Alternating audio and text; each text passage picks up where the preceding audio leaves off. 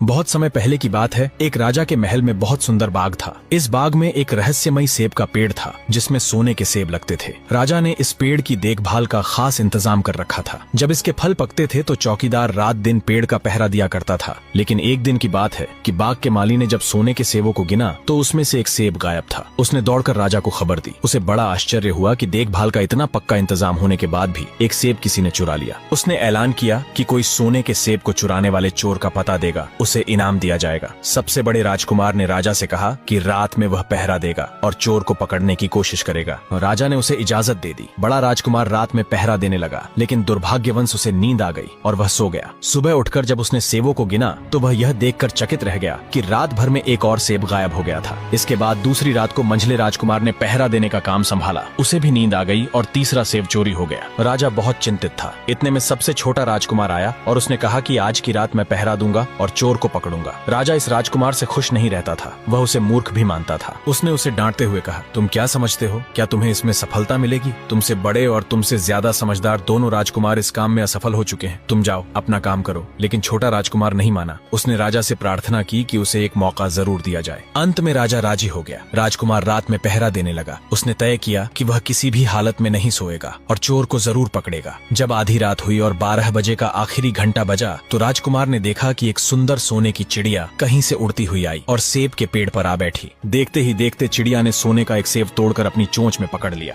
राजकुमार ने फौरन निशाना साधकर तीर चला दिया, लेकिन तीर चिड़िया को नहीं लगा और वह पंख फड़फड़ाकर उड़ गई। हाँ, इतना अवश्य हुआ कि उसका एक सुनहरा पंख टूटकर जमीन पर आ गिरा। दूसरे दिन राजकुमार ने राजा को सारी बात कह सुनाई और वह सोने का पंख उनके सामने रख दिया। पंख इतना सुंदर और कीमती था कि राजा उसे देखता ही रह गया और उसने कहा, अगर उस चिड़िया का एक पंख इतना सुंदर है तो वह पूरी चिड़िया कितनी सुंदर होगी। मैं चाहता हूँ कि उस चिड़िया को कोई पकड़ कर लाए। सबसे पहले बड़ा राजकुमार इस काम के लिए रवाना हुआ। चलते चलते वह एक जंगल में पहुंचा। वहां उसने एक नरभक्षी राक्षस को आराम करते हुए देखा। राक्षस ने राजकुमार से कहा, मुझे पता है कि तुम सोने की चिड़िया की खोज में निकले हो। तुम मेरी राय मानो तो तुम्हारा काम जल्दी ही पूरा हो जाएगा। तुम इसी रास्ते से सीधे चले जाओ। शाम होने पर तुम एक गाँव में पहुंचोगे। वहाँ तुम्हें आमने सामने 2 सराय मिलेंगी। एक सराय खूब सजी सजाई और सुंदर सी होगी, लेकिन तुम उसमें मत ठहरना। तुम उसके सामने वाली दूसरी सराय में ठहरना जो बहुत मामूली और देखने में भी भद्दी सी होगी। ऐसा करने पर तुम्हारा काम आसानी से पूरा हो जाएगा। राक्षस की बात सुनकर राजकुमार ने कहा, मुझे तुम्हारी सलाह की जरूरत नहीं है। यह कहकर राजकुमार आगे चलता गया। शाम को जब वह एक गांव में पहुंचा तो उसने देखा कि वहां मार्ग के किनारे सचमुच 2 सरायें थीं। उनमें से एक सराय खूब सजी सजाई थी और उसके अंदर से लोगों के नाचने गाने की आवाजें आ रही थीं। दूसरी सराय भद्दी सी थी और वहां अंधेरा घिरा हुआ था। राजकुमार सजी सजाई सराय में ठहर गया। थोड़ी देर में वह भूल गया कि वह असल में सोने की चिड़िया की खोज में निकला था। उधर जब काफी समय बीत गया और बड़ा राजकुमार नहीं लौटा तो मंझला